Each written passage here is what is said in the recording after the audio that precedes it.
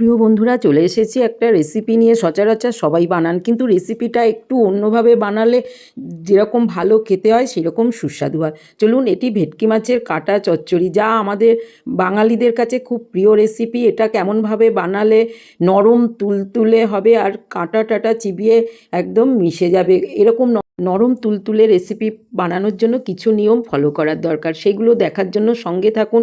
কি প্রসেসে করলে সবথেকে ভালো ভেটকি মাছে কাটা চচ্চড়ি খেতে। ভেটকি মাছগুলো প্রথমে নিয়ে নিয়েছি। আমার 1 কেজি ওজনের ভেটকি মাছ আছে, কাঁটাগুলো নেওয়া। ভেটকি মাছগুলো নানা রকম রেসিপি করেছি, একটু ঈষৎ উষ্ণ গরম জলে ধুয়ে নেওয়া খুবই দরকার। দেখুন কতটা পরিষ্কার হয়ে গেল, আর একটা ব্যাড স্মেল বেরিয়ে যায় দেখুন। আর এরকম পরিষ্কার করে ধুয়ে নিলে মাছগুলো কিন্তু বেশ সুস্বাদু হয়ে ওঠে। আর যখন ভাজবেন বা রান্না করবেন তখন কিন্তু পুড়ে যাবে না বা কড়ার সঙ্গে জড়িয়ে যাবে না, আর ব্যাড স্মেলটা চলে যাবে। ব্যাস, গরম জলে ধুয়ে জল ঝরিয়ে তুলে নিলাম সমস্ত কাঁটাগুলো। এরপরে দেখুন কতটা ক্লিন হয়ে গেছে কাঁটাগুলো, বুঝতেই পাচ্ছেন। আর চলুন, এর পরের জন্য কি করবেন। এইভাবে ভেটকি মাছ কিন্তু প্রসেসিং করেও রেখে দিতে পারেন, তাহলে ভালো থাকবে। এবার একটু লবণ হলুদ পরিমাণ মতো মাখিয়ে প্রথমে 2-5 মিনিট রেখে দিন, আর পুরো মাছগুলোই ভালো করে লবণ মাখিয়ে নিন। বন্ধুরা, এই প্রসেসটা তো কমপ্লিট হয়ে গেল। আর সবাই জানাবেন কে কে ভেটকি মাছের কাঁটা চচ্চড়ি খেতে ভালোবাসেন। এইবার আমি প্রেশার কুকারে ভেটকি মাছের কাঁটাটা যোগ করলাম। এমনি ভাজলে মাছগুলো কিন্তু ভীষণ কাঁটাগুলো শক্ত হয়, রান্নার পরে আর অনেক সময় ভাঙা যায় না। কিন্তু এইভাবে প্রেশার কুকারে খুব সামান্য জল দিয়ে 1-2 সিটি দিয়ে নিন। আর লবণ হলুদ মাখা আছে, কিছু দিতে হবে না, সামান্য কিন্তু জলটা যোগ করে 2 সিটি দিয়ে আমি নাবিয়ে নিয়েছি একটা পাত্রের মধ্যে। দেখতে পাচ্ছেন মাছগুলো সেদ্ধ হবে, অথচ ভাঙবে না। আস্তে ধীরে মাছগুলো ঠান্ডা করে নিন। কেন গরম জলে ধুতে বলেছি বুঝতেই পাচ্ছেন, মাছগুলো ঘেটে যাবে না। এইবার কড়াই একটু বেশি করেই সর্ষের তেল বা যে তেল খাবেন সেই তেলটা যোগ করুন। আমি তো সর্ষের তেল দিলাম। ধীরে ধীরে কাঁটাগুলো আস্তে আস্তে যোগ করে দিচ্ছি। এইভাবে আস্তে আস্তে দিন, আর একটু সরিয়ে সরিয়ে ছাড়িয়ে দিন। অল্প করে ধীরে সুস্থে নরম হাতে ভাজুন। একটু হয়তো সময় লাগবে, কিন্তু বেশ মুচমুচে হবে আর খাস্তা হবে। এইভাবে মাছের কাঁটাগুলোও কিন্তু ভাজা খেতে পারবেন, আর সহজে দেখুন ভেঙে যাবে। গালে পড়লে তো এর স্বাদ আলাদাই। চলুন, কাঁটাগুলো ভাজা রেডি, একদম তুলে রেখে দেবো সব কাঁটাগুলো। 1-2 এই সময় টেস্ট করে দেখতে পারেন কতটা মুচমুচে আর টেস্টি হয়। সব কাঁটাগুলো নিয়ে রেডি করে নিয়েছি বন্ধুরা।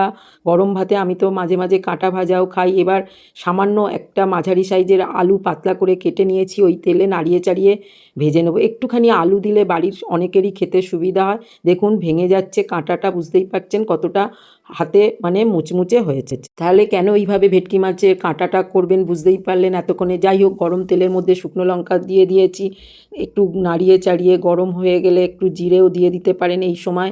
যাই হোক, শুকনো লঙ্কাটা ভালো করে বেশ ভেজে নিন। এবার আমি জিরে আর রসুনটা একসঙ্গে দিয়ে দিলাম। এই জিরে আর রসুনটা দেওয়ার পরে নাড়িয়ে নাড়িয়ে ভালো করে একটুখানি ভাজুন মুচমুচে করে রসুনটা, তাহলে কিন্তু বেশ রসুনের স্মেলটা আরও সুন্দর হয়ে উঠবে, এটা অনেকেই জানেন। সুতরাং এই ভাজা রসুনটা যতক্ষণ হয়ে আছে ততক্ষণ আমি একটু পেঁয়াজ কেটে নিয়েছি, এই পেঁয়াজটা এবার যোগ করে দিলাম। সমস্তগুলো কিন্তু ভালো করে ভেজে করতে হবে। একে কাঁটা চচ্চড়ি, তার উপরে এইটা দিয়ে যদি রান্নাটা করে নিতে পারেন আর দুপুরবেলা অন্য লাগবে না লোভনীয় পদটি। ব্যাস, কতগুলো কড়াইশুঁটি আমি শুকনো করে রাখি সারা বছর, সেগুলো ভিজিয়ে দিয়েছিলাম হালকা গরম জলে 2 ঘন্টা হয়ে ফুলে উঠেছে। এইবার প্রেশারে একটা সিটি নেব। ততক্ষণে আদা কাঁচা লঙ্কা জিরে আর হলুদ পেঁয়াজ ভাজার মধ্যে যোগ করে দিলাম, তার সঙ্গে লঙ্কা গুঁড়ো 1 টিস্পুন যোগ করে দিয়েছি। এবার নাড়িয়ে চাড়িয়ে একটু ভাজা ভাজা করে নেব ধীরে ধীরে, একটু কষা ভালোভাবে নরম হয়ে যাওয়ার জন্য। আরও টেস্টি করার জন্য টমেটো যোগ করেছি, আর একটু জল দিয়ে আস্তে আস্তে চাপা দিয়ে দিয়ে করে নিন, যাতে একদম গ্রেভিটা মিশে গিয়ে ঘন হয়ে যায়। বন্ধুরা, এরকম চাপা দিয়ে দিয়ে ধীরে ধীরে করুন। হয়ে এলে পরিমাণ মতো এবার একটু লবণ দিন, এতে কিন্তু আরও তাড়াতাড়ি গলে যাবে টমেটোগুলো পেঁয়াজগুলো। আর চাপা দিয়ে করুন, আর চামচ দিয়ে ম্যাশড করে দিন, তাহলে কিন্তু গ্রেভিটা কতটা থিক হয়ে গেছে বুঝতেই পাচ্ছেন। ব্যাস বন্ধুরা, এই পর্যায়ে রেডি। তখন 2-4টে কাঁচা লঙ্কা যোগ করে দিলাম। কাঁচা লঙ্কাটা দিলে কিন্তু বেশ ভালোই হয়। এবার কাঁটা ভাজা যেগুলো সেইগুলো আমি দিয়ে দিলাম। এই কাঁটা ভাজাটা আর তার সঙ্গে ভেজে রাখা আলু দিয়ে পরিমাণ মতো জল দিয়ে একটুখানি নাড়িয়ে চাড়িয়ে আস্তে করে চাপা দিয়ে দিয়ে করব বন্ধুরা। আর মাছের কাঁটাগুলো এমনিতেই নরম, আর কড়াইশুঁটিগুলো একটু প্রেশারে একটা সিটি দিয়েছিলাম, এতে কিন্তু আরও নরম তুলতুলে হবে। ফ্রোজেন কড়াইশুঁটি থেকে এই কড়াইশুঁটি কিন্তু দারুণভাবে কাজ দেয় আর সময় মতো ব্যবহার করা যায়। সামান্য একটু পোস্ত আর সর্ষে বাটা দিয়েছি, এক তেজপাতা দিয়ে নাড়িয়ে চাপা দিয়ে দিয়ে সমস্ত কিছু ধীরে ধীরে হতে দিচ্ছি। আর মাখা মাখা করার জন্য আরেকটু চাপা দিয়ে দিয়ে ধীরে গ্যাসে রান্নাটা করব। চলুন, মোটামুটি যখন রান্নাটা হয়ে আসছে তখন নুনটা দেখুন, অবশেষে নাড়িয়ে চাড়িয়ে সমস্ত কিছু, এখনও একটু গ্রেভিটা আরেকটু কম করতে পারবো। এবার শেষে গরম মশলা যোগ করে দিলাম আরেকটু টেস্টি করে নেওয়ার জন্য। ধনেপাতা কতগুলো দিলাম বন্ধুরা এইভাবে, আর একটুখানি বেশ মিশিয়ে টিশিয়ে দিয়ে ব্যাস চাপাটা দিয়ে দেবেন। যারা চিনি খেতে চান তারা একটু চিনি দিতে পারেন, আমি চিনির ব্যবহার করি না। নরম তুলতুলে কাঁটা গালে দিলে মিলিয়ে যাবে, গরম ভাত নিয়ে বসে পড়লেই হলো।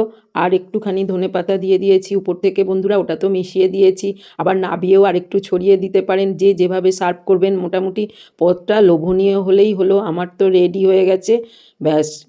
নরম তুলতুলে কাঁটা চচ্চড়ি, আর কাঁটাগুলো একদম প্লেটে সাজিয়ে একদম লাঞ্চের জায়গায় চলে এসেছি বন্ধুরা। তাহলে কেমন হয়েছে একবার বানিয়ে ফেলুন, এই প্রসেসে জানান। আমি তো দৈনিক রেসিপিতে আমার একটু বেশি রান্না করার অভ্যাস বন্ধুরা। কর্তার জন্য কুমড়ো ভাতে, উচ্ছেটা সবার জন্য একটু বরবটি আলুর একটা তরকারি, ভেটকি মাছের কাঁটা চচ্চড়ি, আর একটু লোটে মাছ করে নিয়েছিলাম, সেটাই নিয়ে বসে পড়েছি। তবে আমারই মূল লক্ষ্য ভেটকি মাছের কাঁটা চচ্চড়িটা আর তেতো, এগুলো দিয়েই খাবার, বরবটি আলুর তরকারি, এগুলো ও কিন্তু মন্দ হয় না। আর দু একটা কাঁটা ভাজা নিয়ে বসে পড়ুন, চিবিয়ে চিবিয়ে খান। জয় বড়মা।